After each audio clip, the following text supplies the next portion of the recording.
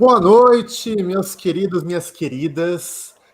Esse é o Masterclass da Academia ABC2. A gente está aqui lançando hoje o nosso primeiro curso, Fundamentos da Vida Intelectual. Tem uma galera que já há alguns anos acompanha a ABC2, acompanha as nossas atividades, nossos sonhos, congressos, grupos locais, né? E muita gente sabe que é um sonho de longa data a gente ter uma plataforma e uma instituição mesmo para lançar cursos de uma formação mais ampla. Né? Isso sempre teve no DNA da ABC2, né? Formar uma geração de pessoas capazes de propriamente estabelecer uma coerência entre fé cristã, ciências naturais, ciências humanas, filosofia, os diversos domínios da existência do conhecimento. E a gente, com muita alegria, está aqui lançando o nosso primeiro curso, Fundamentos da Vida Intelectual. Pessoal, para quem está chegando aqui de paraquedas, quer entender um pouco mais o que é a Academia ABC2, o que é esse curso, pode entrar no nosso site, tá bom? cristãosnaciencia.org.br, lá vai ter Academia ABC2. Você clica, tem todas as informações detalhadas, e para você ir se situando, saber do que a gente está falando.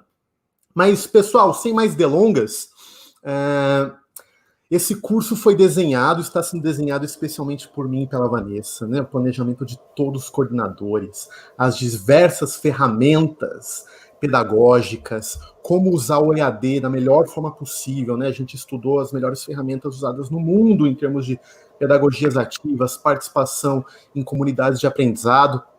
Então, para somar com a conversa, eu quero chamar aqui com a gente a Vanessa Belmonte, a minha amiga, escritora, professora, né, obreira do Labri, 1001 funções.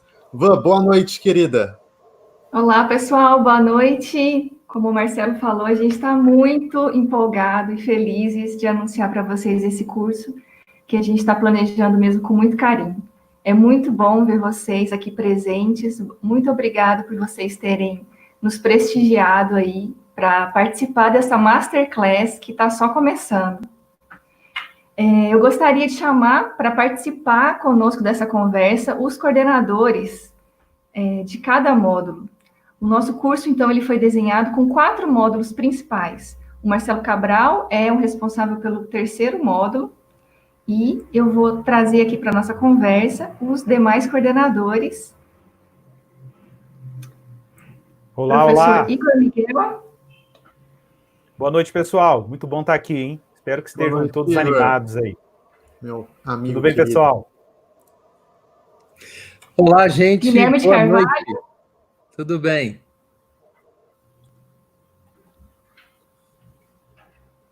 E Rodolfo Amorim. Olá, pessoal, boa noite. Muito animado, gente, com a proposta do curso e participar desse curso. Eu creio que todos vamos crescer muito com ele. Muito bom, pessoal. Nós estamos aqui especialmente nessa Masterclass para apresentar um pouco mais de detalhes a respeito dos conteúdos, de como a gente planejou, o que mais, né, a gente está preparando para que esse curso possa ser aproveitado da melhor maneira possível.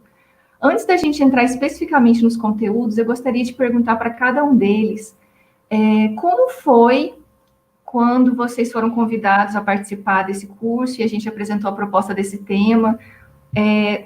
Qual a relevância da gente estudar sobre os fundamentos da vida intelectual, especialmente nos nossos contextos hoje, né, que a gente tem vivido? Como que vocês receberam isso e como que vocês acham que esse curso pode trazer algo de importante para nós? Ô, Vanessa, eu não vou falar, né? Porque eu convidei eles também, então eu não... Começa com o Igor, né? Módulo 1, Igão. Pois é, eu aceito o desafio para iniciar a conversa. Então, Vanessa, eu acho que a coisa que mais me empolgou assim, em relação a esse projeto da Academia ABC2, principalmente esse eixo, né, de temáticas que vão ser tratados aí, na minha percepção, aqui no Brasil, nós temos uma urgência, e a gente, há alguns anos, a gente vem atuando aí junto com os colegas também nessa área produzir uma crítica cristã, produzir uma reflexão cristã sobre alguns aspectos da vida, né? E aproximar a verdade cristã em questões de natureza pública. Isso tem sido realmente assim, muito encorajador. Eu acho que a gente tem um horizonte aí muito, muito abençoado, muito fértil, né, da gente ter gente junto, montando aí essa comunidade de gente que pensa a vida e pensa a realidade a partir de fundamentos assim, descaradamente cristãos, né? É bom a gente deixar assim explícito, porque eu acho que esse é o grande desafio, é que finalmente eu acho que a gente tem um espaço onde a gente explicitamente se posiciona como cristão e a gente explicitamente pode se engajar sem pudor, né, na atividade intelectual a partir dos pressupostos da nossa fé. Muito bom. E você, Rodolfo? Gente, eu estou assim, super empolgado, fiquei muito animado com a proposta do curso. Acho que desde que eu comecei a ter minhas próprias crises, né, quando eu lembro lá, virada aí de 1998, 99, acho que tudo que eu precisava e que eu mais carecia na minha caminhada cristã era integrar a fé com o intelecto, né, fé com mente. Gente, e tanto pessoal, de forma pessoal, mas eu acho que no contexto social que a gente vive, isso é urgente, né? Então, a gente percebe hoje um engajamento cristão muito intenso, mundo afora, né?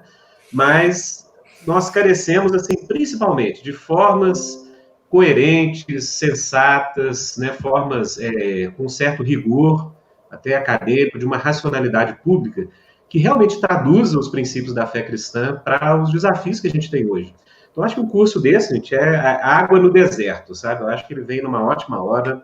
Acho que a preocupação do mundo contemporâneo com a presença dos cristãos na esfera pública, acho que é um sinal muito claro de que urge para os cristãos nós realmente termos uma mente cristã, né? A gente poder reconciliar aí o nosso amor por Deus com a nossa mente e poder abençoar, né, o mundo com essas riquezas, os tesouros da sabedoria cristã que sempre estiveram presentes aí na história da igreja e que hoje eu acho que a igreja, graças a Deus, está recuperando. Acho que esse curso é uma semente, né, no meio dessa grande necessidade que a gente tem hoje. Então, assim, eu estou super empolgado, me sinto honrado, né, de fazer parte desse corpo de professores, e eu acho que nós todos aprenderemos, né, uns com os outros, e também todos que vão participar, eu acho que vão ser muito abençoados com a proposta do curso. Queria parabenizar a Vanessa e Marcelo. Gente, está muito bem pensado o curso, viu? Depois vocês vão saber dos detalhes. Muito bom, obrigada, Rô. Amigo. E aí, Guilherme? Gente, então, eu acho que com esse curso a gente está dando um passo. Isso não é visível quando você olha a divulgação, talvez não seja visível para todos isso, mas de dentro dá para ver, e vocês vão depois perceber isso, que a gente está dando um passo muito importante, sabe, na nossa atividade da ABC2 e também de cada um aí, de promover uma mente cristã, né, brasileira, que é um negócio assim que vem de muito tempo. Lá atrás, mas assim, bem lá atrás, os idos de 2005, eu e Rodolfo estávamos muito ocupados com o tema de cosmovisão. E escrevemos sobre isso, né, e publicamos e tal, e eu acho que é um tema fundamental, é um dos grandes temas que a gente vai tratar aqui, inclusive. Mas depois que a gente teve o nosso tempo no Labri, mas o Rodolfo já tinha ido antes, mas a gente ficou um pouco mais, né, em 2006, a gente sacou umas coisas, nós percebemos que a dimensão afetiva, a dimensão da espiritualidade na reflexão, ela é muito crucial para a vida intelectual, não dá para a gente ficar só no tema da cosmovisão. O fato de a gente trabalhar com Dorff ajudava a gente já a pensar um pouco sobre isso, né? Mas algo que chamou muita atenção é que o Schaeffer sempre falava de realidade e não de cosmovisão. E isso ficou muito claro para mim esse período lá, que a gente ficou lá. E eu fiquei encafifado com esse negócio, porque realmente é muito menos conceitual, muito mais relacional. Aí, quando a gente foi começar a fazer as palestras do Labri em 2007, em 1º de janeiro de 2007, a gente a gente tinha autorização para começar o Labri no Brasil e não tinha mais nada, não tinha carro, emprego, nada, só tinha autorização. Aí nós resolvemos dar umas palestras, né, Rodolfo, lá no centro de BH, na Savassi, né, numa escola de música que tinha lá. E o Rodolfo deu a primeira palestra do Labri, em 2007. Aí, quando eu fui dar a segunda, eu dei uma palestra sobre Romanos 12, e eu tentei sumarizar minhas preocupações na época, e eu coloquei assim, que para a gente ter uma espiritualidade completa, precisa ter uma mente nova, que é Logos, a gente precisa ter sentimentos novos, que é o Pathos, e a gente precisa ter uma prática nova, que é o Ethos. E aí a gente começou comendo pela beirada nesse assunto há muito tempo, mas a gente nunca sintetizou isso, embora muitas coisas fossem levar essa direção. Mas por que eu estou contando esse caos? É porque, assim, mais a coisa foi engrossando, o caldo foi engrossando, e reflexões sobre esses temas de sabedoria, o tema das virtudes intelectuais, né, da epistemologia da virtude, o Marcelo trouxe esse tema com força aí para a mesa, e eu acho que a gente chegou num ponto em que a coisa amadureceu o suficiente para a gente dizer que, para ter uma mente cristã, a gente precisa de todas realmente essas dimensões integradas, e a gente pode dar um passo além do discurso só de cosmovisão para a gente falar de sabedoria, né, que é um tema que o Igor vai trazer também. Então, assim, eu acho que isso é novidade. O enfoque que a gente vai dar é novidade.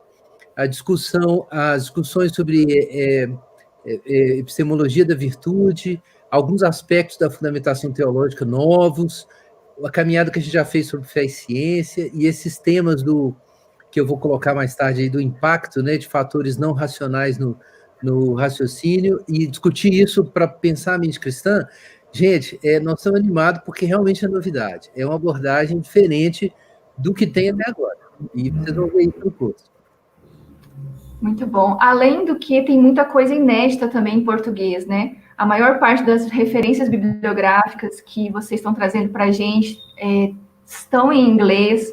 Então, num certo sentido, a gente também fala que é um curso inédito, porque além da gente estar juntando vários desses elementos a partir de uma cosmovisão bíblica, nós estamos trazendo coisas muito atuais e muito importantes que ainda não tem em português, não tem ninguém falando sobre esses aspectos. Né, Marcelo? Você quer colocar mais alguma coisa? Não, de fato, gente, como vocês vão perceber, né, aos poucos na Masterclass e para quem se envolver com o curso, a gente está... esse curso é uma junção, talvez, de um lado, de uma rica tradição cristã, né, que, claro, remonta à história da igreja, mas que no Brasil algumas pessoas aqui representadas têm explorado, cavocado, insistido na importância da riqueza dessa tradição, e ao mesmo tempo com discussões que são a crista da onda em ciências naturais, mesmo discussões teológicas, em filosofia, né? Então, como que uma ponte é possível, e a gente quer insistir que essa ponte ela é natural, que os recursos da própria tradição cristã nos levam a explorar o que de mais rico existe nos diversos domínios do conhecimento. E só um adendo, Van, que é muito importante para todo mundo, a gente está tão atento a essa questão, né, de como que o conhecimento é conectado à nossa espiritualidade e à nossa afetividade, que esse curso, além de aulas, né, que todo curso online tem aulas lá que você assiste, ele tem várias ferramentas para que os alunos que desejem, eles consigam incorporar isso realmente na sua vida. Um exemplo é que a gente vai ter uma estrutura litúrgica sugerida de como que os alunos podem costurar as suas práticas intelectuais, vida de trabalho, vida devocional e tudo isso convergindo para um propósito comum. E claro, gente, a gente sabe que a maioria de vocês trabalha, muitos têm filhos, têm pai para cuidar, tem casa para limpar, então nós concebemos um curso com isso em mente, com as limitações da vida atual, da vida especialmente numa pandemia e todas as pressões que isso traz, mas dando uma estrutura integral para como cada um de vocês pode, de fato, ser formado numa vida intelectual cristã. Marcelo, isso é importante a gente deixar isso claro, né? Porque para muita gente a atividade intelectual ela perde esse senso estético, né? Esse senso de beleza, e perde às vezes esse senso de que a atividade intelectual está a serviço da vida concreta, da vida ordinária. Então, Eu acho que o bacana, a singularidade da proposta desse projeto Masterclass da BC2 é justamente tornar a atividade intelectual uma dimensão, apreciar uma dimensão doxológica disso, uma dimensão de culto e reconhecimento da glória de Deus, né, mas também a aproximar essas reflexões e vamos dizer assim, essa mentalidade, essa percepção da realidade, esse imaginário cristão da vida concreta. Eu acho que de fato, né, é isso. O Guilherme falou da sabedoria, né, e falou aí também ao mesmo tempo, o Rodolfo falou ao mesmo tempo aí do rigor intelectual. Eu acho que a gente não precisa distanciar essas dimensões, mas integrar tudo isso numa experiência de totalidade da vida cristã, né? Eu acho isso é singular. Isso mesmo, e o interessante é que a gente planejou esse curso de um jeito que os alunos não vão ter acesso simplesmente a um vídeo e assistir uma aula e aprender com aquele conteúdo. Nós vamos dar todo esse suporte em termos de liturgias, como o Marcelo colocou. Então, a gente vai trabalhar sobre os ritmos da vida, junto com esse ritmo de estudo, e dar ferramentas para vocês conciliarem isso com as demais atividades. E nós vamos construir uma comunidade de aprendizado. Então, a ideia não é você sozinho assistir lá uma videoaula e aprender ou não aprender e tocar a vida. A ideia é a gente caminhar junto nesse processo, criando um espaço de relacionamento e engajamento mútuo, onde nós vamos aprender na prática, através de exercícios, através de atividades que a gente está desenhando, junto com o conteúdo desses 4 módulos que estão sendo preparados, mais uma série de recursos para nos conduzir nessa caminhada dos fundamentos da vida intelectual. Então, gente, eu peço que vocês nos acompanhem aí mais um pouquinho. Nós vamos falar mais para o final a respeito dos valores e de um super desconto que a gente está preparando especialmente nesse momento da Masterclass. E com relação à duração do curso, ele vai ter 4 meses de duração.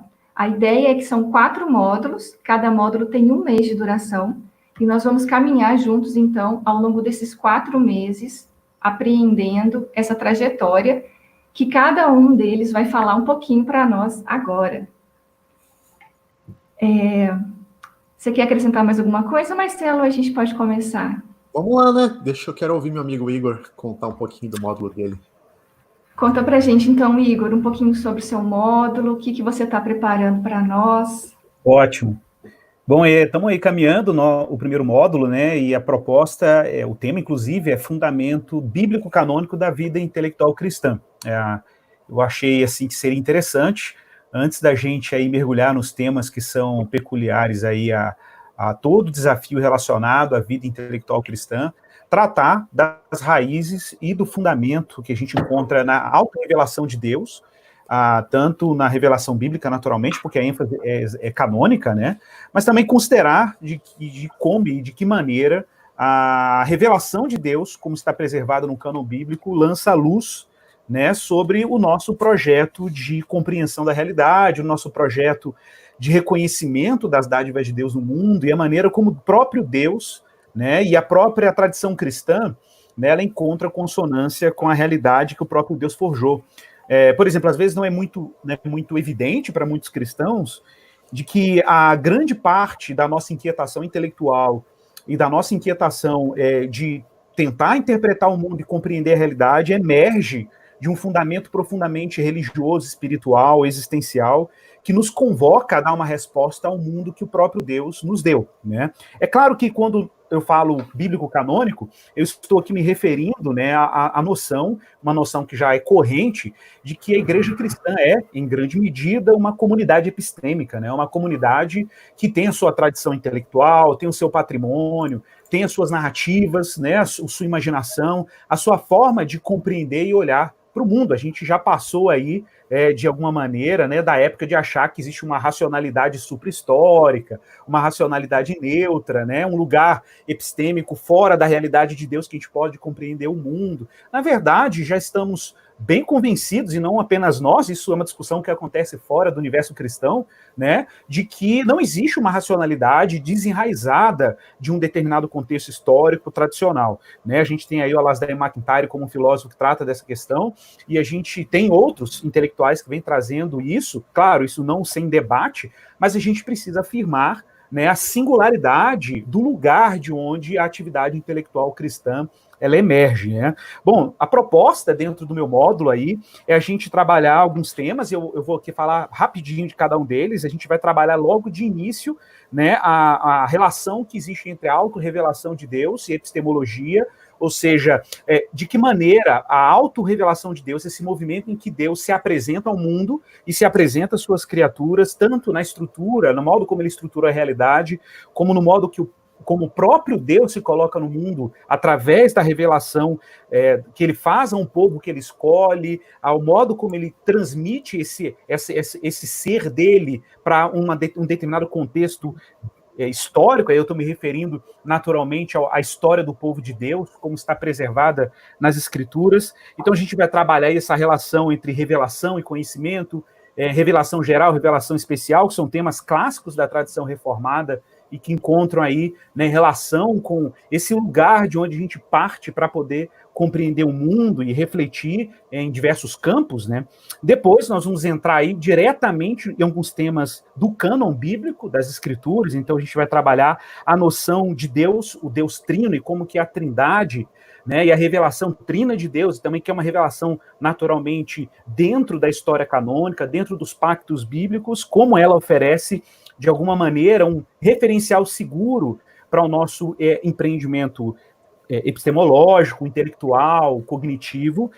Nós vamos ver depois que esse Deus, ele opta, né, e faz isso de forma deliberada. Esse Deus, ele cria uma realidade, essa realidade, de alguma maneira, alude quem ele é, aponta para essa sabedoria divina, esse logos divino que teceu o mundo que nós conhecemos, e um mundo que não se apresenta apenas de maneira coerente, né?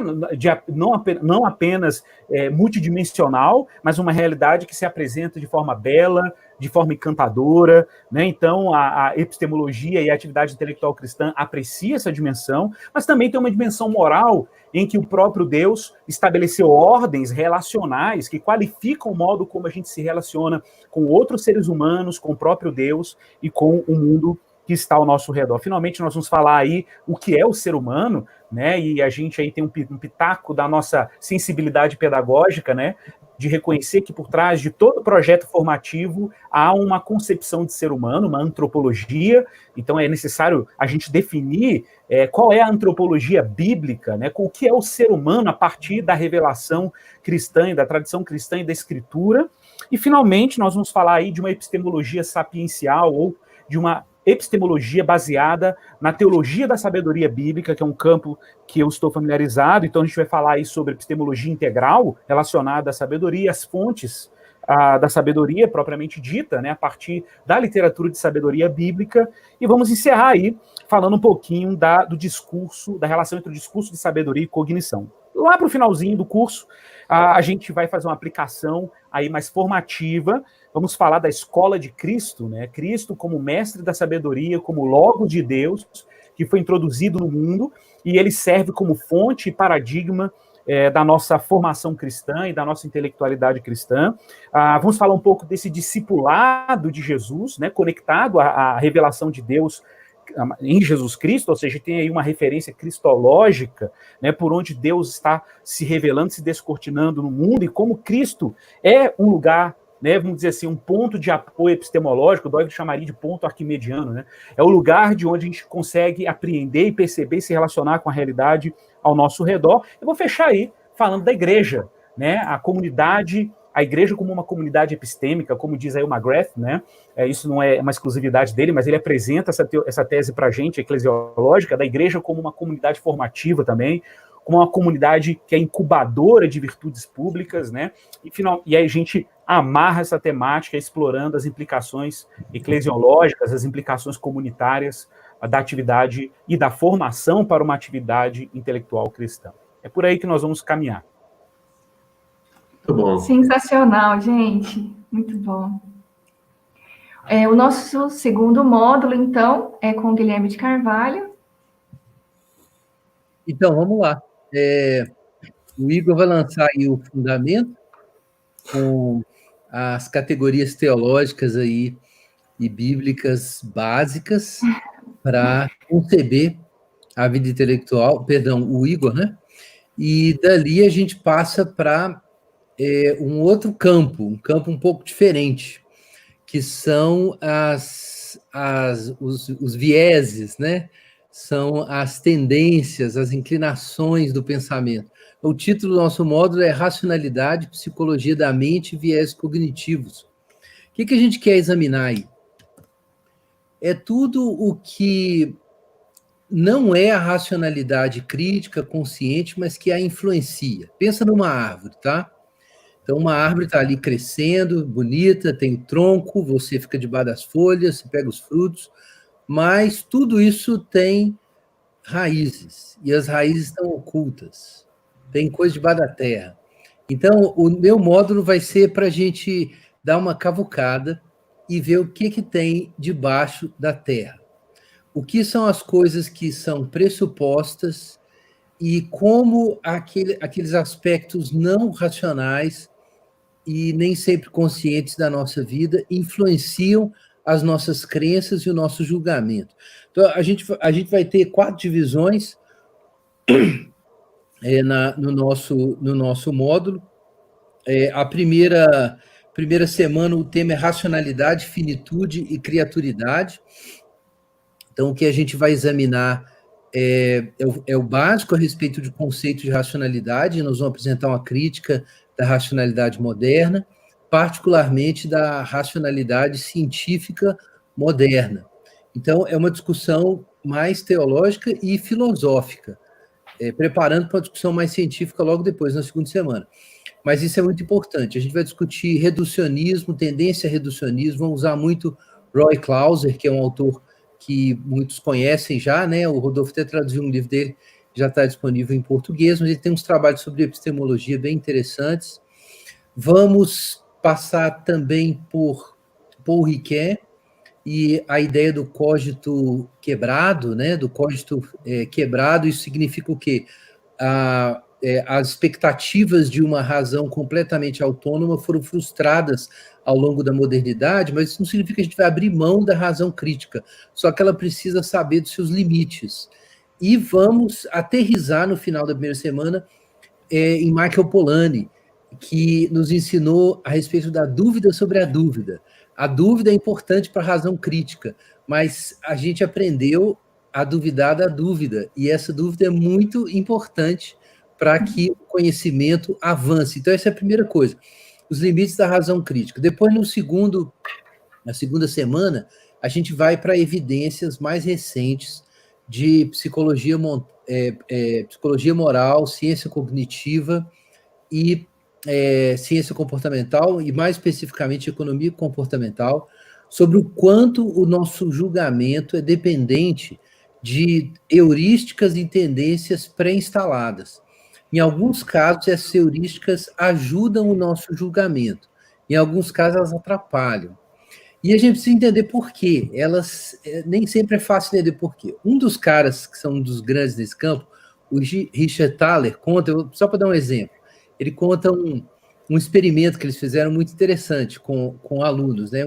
A pesquisa dele é na área de economia, cruzando com psicologia, ele ganhou o prêmio Nobel, escreveu aquele livro Nudge, famoso, mas no livro Misbehaving, ele conta o seguinte, que quando eles foram comparar o quanto as pessoas estavam dispostas a desembolsar ou gostariam de ganhar se elas fossem expostas a certos riscos, eles encontraram umas incongruências muito absurdas. No caso, por exemplo, no caso de um grupo de pessoas que é convidado a participar de um experimento mental de uma aula, e elas são avisadas de que se elas participarem dessa aula, elas aumentam em 1%, 1 ponto percentual, o risco de morrer de uma doença grave. Mas tem uma dose de remédio lá, caso elas peguem essa doença. E se elas quiserem pagar, elas poderiam tomar o remédio. Aí as pessoas... foi perguntado para elas o quanto elas topariam pagar para evitar morrer caso elas pegassem a doença. Elas pagariam $2.000, por aí, mais ou menos, $2.000. Aí eles fizeram para o grupo uma outra questão, foi o seguinte, se for apresentado para você a possibilidade de participar de uma pesquisa em que você se expõe à possibilidade de pegar essa doença, também só aumenta em 1 ponto percentual a possibilidade de pegar essa doença. quanto você gostaria de ganhar para participar desse experimento? A resposta das pessoas: eu não entraria por menos de $500 mil. Então, assim, como que pode isso? O risco ao qual as pessoas se expõem é o mesmo, mas numa situação elas pensam em 2 mil porque elas têm que pagar, mas quando se trata de o que elas vão receber, tem que ser mais de 500 mil. Então, assim, há muitos exemplos desse que eles foram descobrindo que o nosso raciocínio, a gente tem a capacidade lógica, crítica, mas aspectos emocionais e predisposições, algumas culturais e outras, na verdade, biológicas até, baseadas na história evolutiva da espécie humana, influenciam o julgamento, e a gente é inclinado para um lugar ou para o outro. Tem um cara, por exemplo, que descobriu que o que ele chama de competência facial, é muito engraçado, Alex Todorov, um cientista também. Ele descobriu que pessoas tendem a votar e acreditar mais no que sujeitos com o rosto mais anguloso, mais reto, assim, menos redondo, tipo o meu. Então, pessoas com o rosto mais compridinho, tipo o Igor ali, ou então o Rodolfo, tendem a ser mais confiáveis do que as pessoas que têm o rosto mais redondo, que têm o queixo mais miudinho. E ele repetiu isso várias vezes. Pessoas com discurso político, mesmo discurso político, elas eram mais confiáveis se tinham um rosto e menos se tinham outro. Como que pode uma coisa dessa? Então, essas coisas influenciam o nosso julgamento moral, influenciam a tomada de decisões, e tem um conjunto de ciências levantando essa informação. E ela é importante para a gente entender como que a gente pensa. Então, esse é o segundo módulo, heurísticas e vieses. Depois a gente vai para o terceiro módulo, que é um tipo de viés específico, que é a psicologia moral, que é como a nossa formação e o nosso condicionamento biopsíquico determinam os nossos escrúpulos morais e o que a gente acha certo, o que a gente acha errado. Aí, claro, quem já me conhece sabe que eu vou tratar de Jonathan Haidt, né, nessa semana, mas não só de Jonathan Haidt. Nós vamos falar especificamente de um tipo de influência no nosso julgamento moral, que é a influência do contágio social. Então, a gente vai dar uma ênfase um pouco maior nesse fenômeno que a gente já citou antes, mas precisa de mais atenção. Inclusive, escrevi recentemente, quer dizer, não escrevi, um amigo meu, o Eric, escreveu sobre isso na Gazeta, e a gente tem trabalhado muito essas ideias. E aí nós temos o último módulo, em que nós vamos examinar de perto a questão da racionalidade da crença em Deus. Quais são as bases da crença? Ela também tem bases para além do juízo racional? Então, eu vou me referir à epistemologia reformada, a partir da qual a gente aprendeu a pensar que é possível que muitas crenças, inclusive a crença em Deus, sejam racionais, mesmo que a gente não tenha provas. Se você acha isso estranho, você tem que fazer o curso para entender. Mas nós vamos falar também sobre o diálogo dele com o Justin Barrett, ou dos filósofos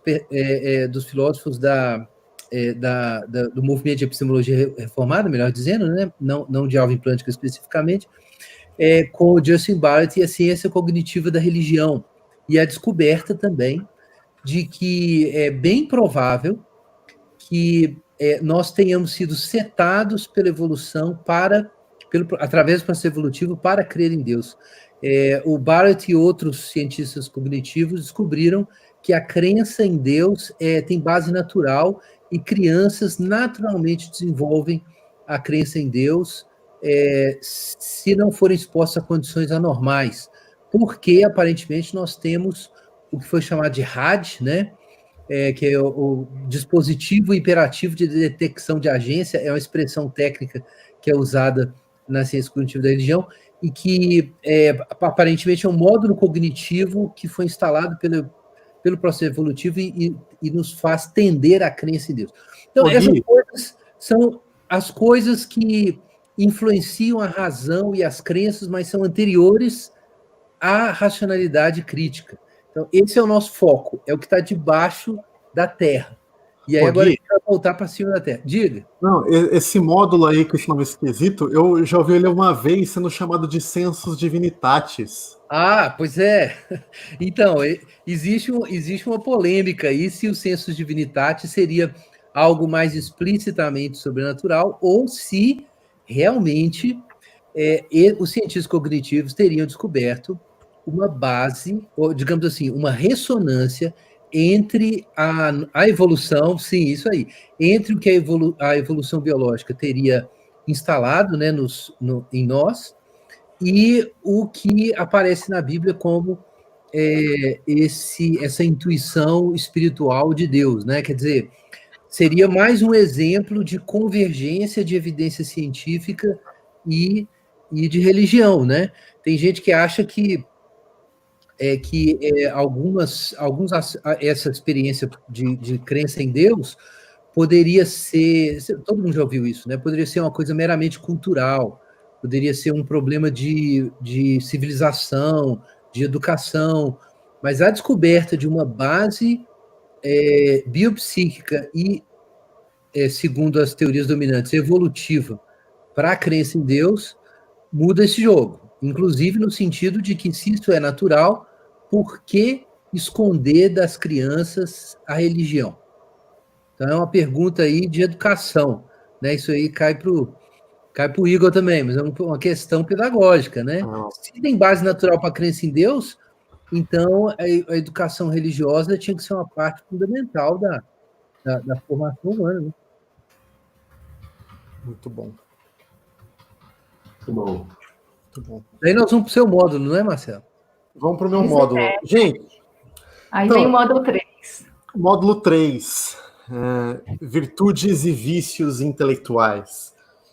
Olha, assim, né, claro, de modo muito generalista, se eu fosse resumir os módulos anteriores, eu diria que o módulo do Igor coloca certos fundamentos teológicos para a gente pensar a vida intelectual.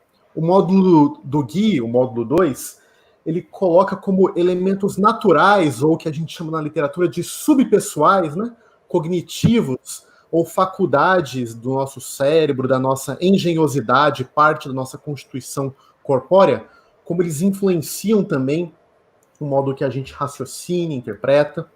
O módulo 3, gente, é o módulo mais filosófico, né? Se eu tivesse que resumir em um termo, eu falaria da ideia de caráter intelectual. Mas por que mais filosófico? Porque a gente vai tratar do tema do conhecimento, que é o tema da epistemologia, mas com uma lente particular. Então veja bem, né? Epistemologia aí, para quem não está acostumado a esses termos filosóficos, é normalmente designada como a parte da filosofia que estuda conhecimento, né? A teoria do conhecimento. Qual é a natureza do conhecimento, quais são as fontes do conhecimento, e por aí vai. Tentar entender o que é conhecer. Agora veja, né? Como a gente até vai ver no curso, essas questões sobre o que é o conhecimento remontam lá até os antigos gregos, isso já está lá em Platão, Aristóteles. Mas a gente percorre uma história gigante em filosofia e da epistemologia. Chega no século XX, meu amigo, se você for tentar ler algum epistemólogo, como a gente diz, profissional, que trabalha com isso, provavelmente você não vai entender nada. E normalmente é chatíssimo o que esses caras escrevem, né? São umas coisas super técnicas, respondendo problemas que ninguém faz, só aquele círculo de filósofos, e com uma linguagem que ninguém mais entende, né? Então, havia um movimento, até a década de 60, 70, dentro da epistemologia analítica profissional, que distanciou essa disciplina da preocupação das pessoas, gente. E não só das pessoas no geral, mas mesmo cientistas, historiadores, e que desprezavam a epistemologia porque falavam, meu, isso não serve para nada, ninguém entende, né? Então a gente estava assim na década de 60, 70, 80. Bom, agora vamos sair da epistemologia e pular para a ética. A ética, né, que é outra parte importante da filosofia, que discute o que é o correto, como a gente pode agir de modo correto, o que é o certo e o que é errado, né? Também estava com um processo parecido com o da epistemologia até a década de 50, muito intrincado, discussões muito internas, dominadas principalmente pela ideia ou de dever ou de utilidade. Então eles pegavam uma sentença, né, uma ocasião, e falavam, será que nessa situação, qual que era o dever dessa pessoa? Ou tal ato produziria um fruto bom ou não? E, bom, gerou 1000 problemas. Até que, na década de 50, na ética, teve um livro publicado por uma filósofa, Escombe, que fez um chamado meio que profético, que a ética, nos últimos 300 anos, tinha ido por um caminho totalmente errado e que ela precisava voltar para a noção de virtude. E compreender a ética através do conceito de virtude seria o único caminho possível para essa disciplina voltar a ter alguma relevância. Ela meio que fez um anúncio profético, assim, 50. E em 1981, né, um filósofo que para todos nós aqui é muito caro, o Alasdair MacIntyre, ele publicou um livro que se chama Depois da Virtude. E, assim, é quase indiscutível que é o livro de ética mais importante do século XX. Né? E esse livro, de fato, colocou a ética da virtude de volta ao debate. Ao centro do debate ético. Colocou. Tá bom? Lembra, né? Década de 80. Voltamos para a epistemologia. No comecinho da década de 80, um epistemólogo, na época jovem, né? Hoje é o maior nome, talvez, da epistemologia profissional, chamado Ernest Sosa. Ele publicou um paper chamado The Rift and the Pyramid, né? Algo como a jangada e a pirâmide. E nesse paper, gente, ele resumia tudo isso que eu falei de epistemologia, como ela tinha chegado em vários pontos sem saída, e ele acabava o artigo dele propondo que talvez a saída para a epistemologia seria algo como a saída que a ética encontrou, que a epistemologia precisava encontrar uma saída através das virtudes intelectuais. Bom, essa ideia começou a crescer, até que em 1996, Linda Zagzebski lançou um livro chamado Virtudes da Mente, Virtues of the Mind.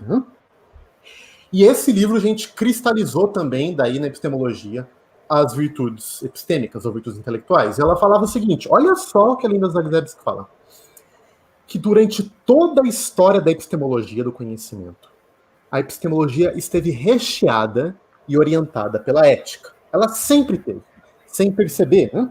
Então, a epistemologia sempre perguntou coisas como eu devo formar as minhas crenças? Será que os meus processos cognitivos estão certos ou errados? Daí ela falou, olha a linguagem da ética aí. Dever, certo e errado, resultado, crenças têm que ser justificadas. Isso são termos éticos. Se a epistemologia sempre usou termos éticos, mais ligados a dever e a justificação, por que não usar explicitamente os termos da ética da virtude? Então ela propõe, nesse livro que é um clássico, tá bom?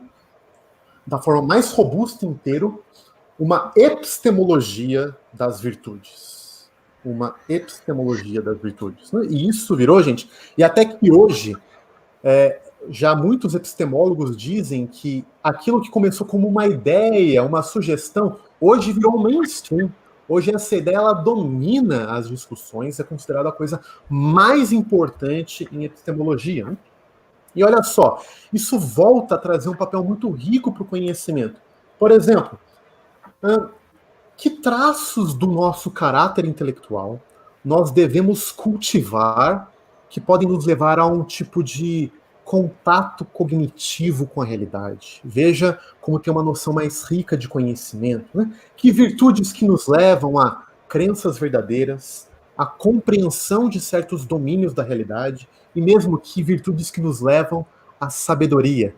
A sabedoria voltou à agenda da filosofia no século XXI, né? Interessante. Então, pessoal, o nosso módulo 3, a gente vai estudar um pouco desse percurso da ética e da epistemologia de forma introdutória, mas daí mais com bastante tempo, dedicação, nós vamos estudar o que são as virtudes intelectuais. Quais são as virtudes intelectuais, como elas se formam, como as comunidades de prática são essenciais para isso, né? E como ainda é um desenvolvimento dos últimos 3, 4 anos, gente, isso é super recente filosofia, a percepção que assim como nós formamos virtudes intelectuais, há também diversos vícios intelectuais dos quais a gente é presa, dos quais certos contextos produzem. Então a gente vai ver qual é a relação de vícios intelectuais com fake news, com teorias da conspiração, com injustiça epistêmica e vários outros conceitos importantes, né? Então, pessoal, o que são as virtudes intelectuais? Como elas se relacionam, inclusive, com o nosso comando divino, com o comando do próprio Deus, para a gente conhecer a Ele mesmo, conhecer a nós mesmos e conhecer o mundo que Ele criou. E esse é um panorama aqui rápido para vocês do nosso terceiro módulo. Muito bom, gente. E não terminou ainda, Bravo. tem mais módulo ainda do Rodolfo Amorim. Então, gente, depois dessa aula aí, né, do que vai ter nos outros módulos, vou apresentar aqui de forma básica, né, aquilo que a gente vai ver no módulo cujo título é Fé, Ciência e Cultura. Então, gente, o Marcelo tem um panorama aí de que cada módulo trata de, digamos, uma abordagem específica. O quarto módulo poderia ser dito como um módulo de integração, né? Ou seja, como que a fé, sendo reconhecida a partir do seu ponto de vista teológico, né?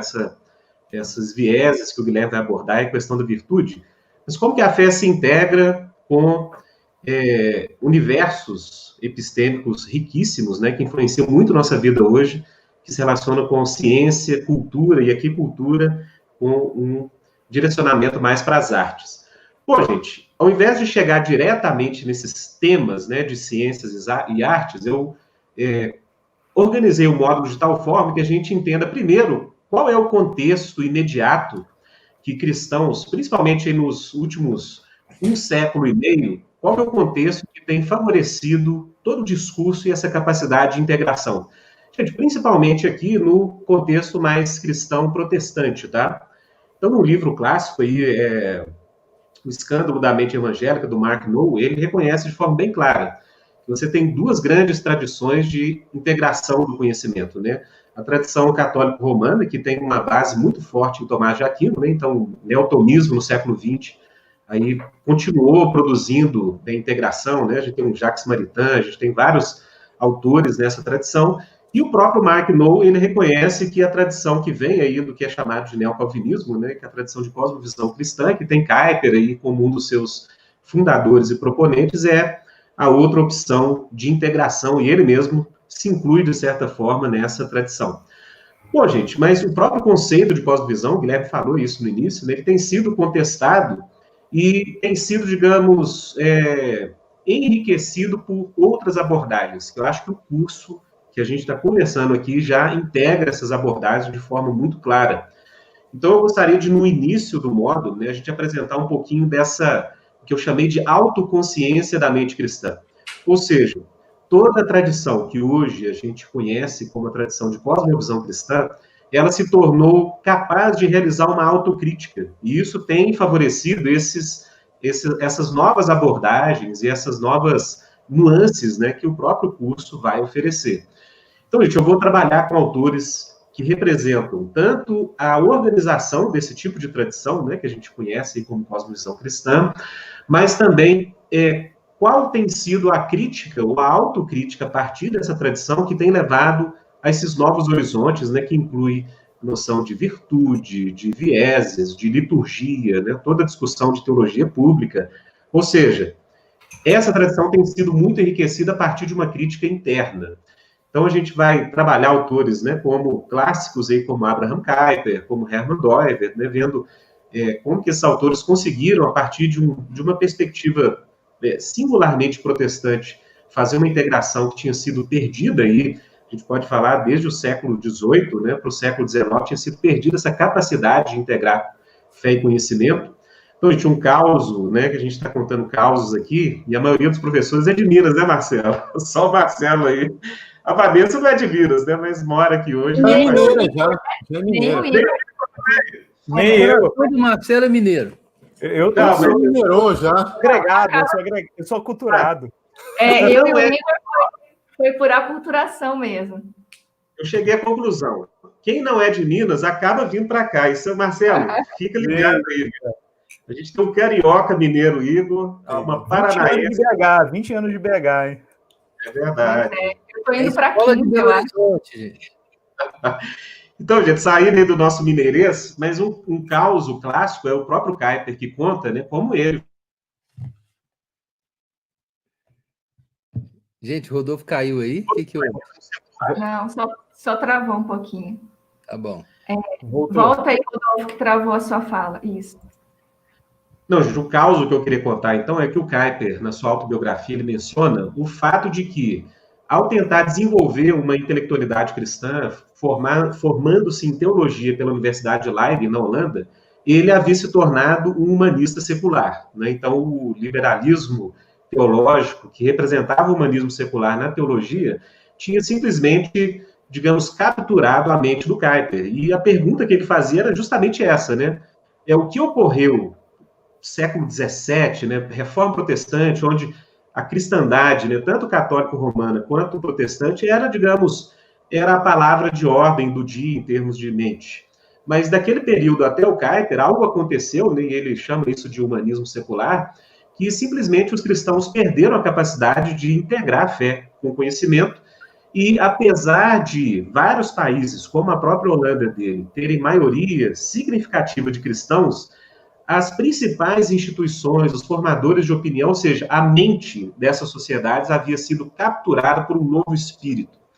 Então, gente, o que é interessante nessa reflexão do Kuyper, essa pergunta dele é: onde que a igreja e os cristãos perderam sua capacidade de integrar fé e conhecimento, né? Então, eu vou trazer um pouquinho dessa tradição aí, colocando um dos discípulos do Kuyper como um parceiro de diálogo, o próprio Doivert, até chegar, gente, nessa autoconsciência da própria mente cristã de que cosmovisão não é suficiente, né? O Guilherme mencionou isso, esse curso é uma prova disso. Então, a gente vai dialogar com os autores que trazem uma crítica à cosmovisão e propõem um novo horizonte de expansão para a possibilidade de entendimento de uma intelectualidade cristã. Então, gente, James K. Smith, né, o James Davison Hunter, o próprio Andy Crouch, serão autores aí que a gente vai abordar, que trazem críticas muito importantes ao movimento de cosmovisão cristã. Gente, não rompem totalmente, tá? Seria injusto a gente dizer que esses autores romperam com esse contexto, mas que dizem o seguinte: olha, para a gente realmente integrar fé e conhecimento, a gente precisa expandir nossos horizontes. Então, gente, a partir dessa jornada mais histórica, a gente vai entrar, então, numa abordagem sobre fé e o universo das artes, tá? E como, gente, que parte de uma intelectualidade cristã é uma imaginação cristã. Então, a gente vai dialogar aqui com autores fundamentais, né? Desde Soren Kierkegaard, toda a leitura dele sobre comunicação indireta e como que a arte ela tem um poder de persuasão e de condução à verdade existencial que outras formas de conhecimento não têm. Então, muitos até consideram Kierkegaard um poeta, mais poeta do que filósofo, mas ele era os dois, na minha opinião. E esse diálogo do estético e da arte, a gente vai trazer aí parceiros importantes como J.R.R. Tolkien, né, o grande romancista e criador de uma mitologia cristã no Senhor dos Anéis, muito conhecido pelo Senhor dos Anéis, mas ele tem uma literatura muito específica sobre como os contos de fadas operam para expandir nossa capacidade de imaginação, né? Como que eles trazem consolo, recuperação da realidade, e num diálogo também, gente, com o C.S. Lewis, né? Então, o C.S. Lewis tem uma obra importante aí de como que a literatura, especificamente, ajuda-nos a expandir nossos horizontes de compreensão imaginativa. Então, esse vai ser essa segunda parte, a gente vai entrar na área das artes, tocar um pouquinho da relação da fé com a arte contemporânea e moderna, e na terceira parte do módulo 4, a gente vai, então, abordar ciências. E eu queria trazer um foco especial, gente, sobre como que a revolução científica moderna teve uma influência crucial da própria fé cristã, tá? Então, a gente não pode separar aí as origens do que nós chamamos do empreendimento científico moderno, né, da fé cristã e os seus pressupostos. Então, a gente vai ver um pouquinho disso aí, com autores como o Peter Harrison, né, e o Rui Kaz, dentre outros, e a gente vai explorar esses modelos possíveis de integração com a fé, dialogando muito com a obra do Ian Barbour, né, que é uma obra traduzida para o português, um livro que está em muita falta, né, sobre essa relação, esse encontro da ciência e da religião, e a gente vai fechar perguntando sobre quais são as possibilidades de cristãos hoje no campo das ciências. Eu vou trazer vários exemplos, gente, das ciências naturais e humanas, tá? Gente que não somente integrou fé e conhecimento, como tem feito a diferença em seus campos. Então, Francis Collins, John Polkinghorne, o próprio Alistair McGrath, o Christian Smith, né, na área da filosofia, Alvin Plantinga. Então, a gente vai pegar as ciências naturais humanas para mostrar como isso tem sido possível. Gente, para finalizar, a gente vai falar um pouquinho de como hoje o secularismo se apresenta como o maior desafio a possibilidade de integração da fé com a cultura. Então, a gente vai traçar um pouquinho quais são as principais teorias sobre o secularismo que estão aí à mesa na contemporaneidade, e principalmente a partir de Charles Taylor e da crítica que o Hermann Doivet faz também ao motivo base moderno, né, na linguagem do Doivet, a gente vai tentar uma releitura dessas teorias de secularização. Peter Berger também vai ser aí um parceiro importante nesse diálogo, para a gente então identificar, olha, gente, a integração é possível, ela é necessária, mas há um desafio perante nós, que é o secularismo, e principalmente as teorias de secularismo que têm sido colocadas como forma de inibir cristãos de integrarem sua fé com a ciência e a cultura. Então, gente, isso aí vai ser um pouco do módulo 4 do nosso curso. Muito bom, gente, muito bom. Ó, o pessoal está perguntando se vai dar isso tudo aí, gente, 4 meses, hein? Pois é, gente. Eu estou quase me matriculando nesse curso, velho, porque está muito top, está muito top. A ideia, pessoal, é que seja um curso rápido, é um curso livre, então apenas 4 meses mesmo. O curso está sendo montado com bastante cuidado para vocês terem acesso a esses conteúdos através de videoaulas gravadas. Então, as aulas não são ao vivo, as aulas são gravadas, e você pode ouvir qualquer horário, qualquer dia, o que for melhor dentro da sua disponibilidade de tempo. Nós vamos ter uma aula ao vivo apenas por mês, com cada coordenador, para tirar dúvidas, trazer as perguntas, conversar sobre tudo que foi aprendido ao longo daquele mês, explorar bastante os comentários.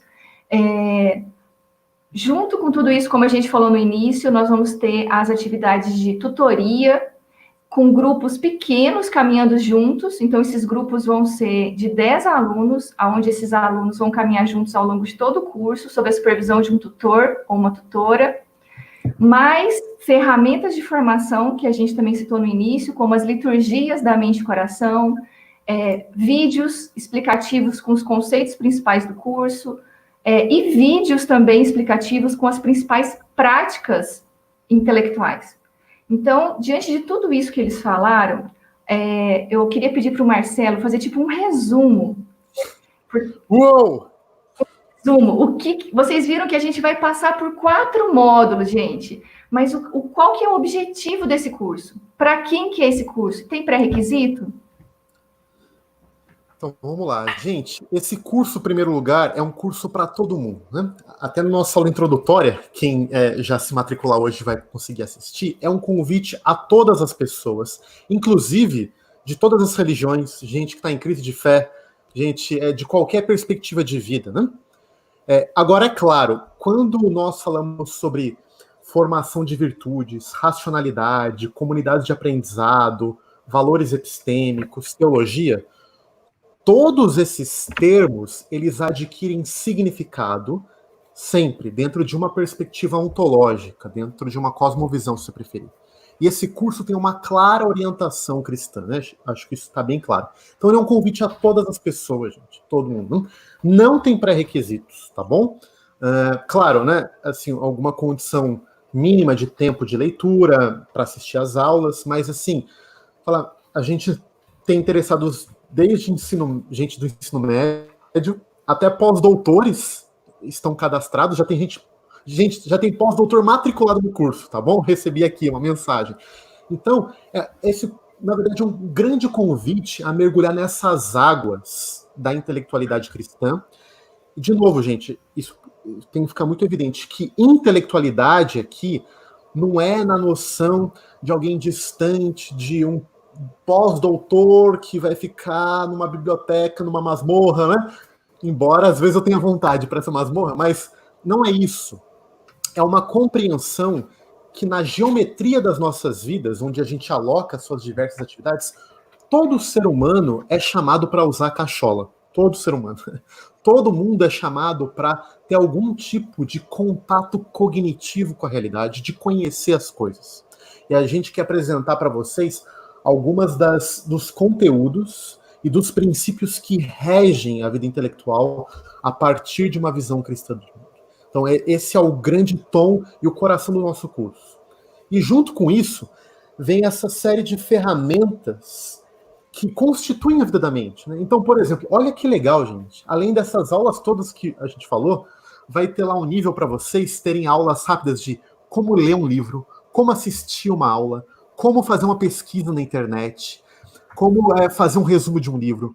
Vocês vão aprender isso também, né? Porque a gente sabe que para que nós desenvolvamos as nossas atividades intelectuais, não basta assistir o que os outros falam.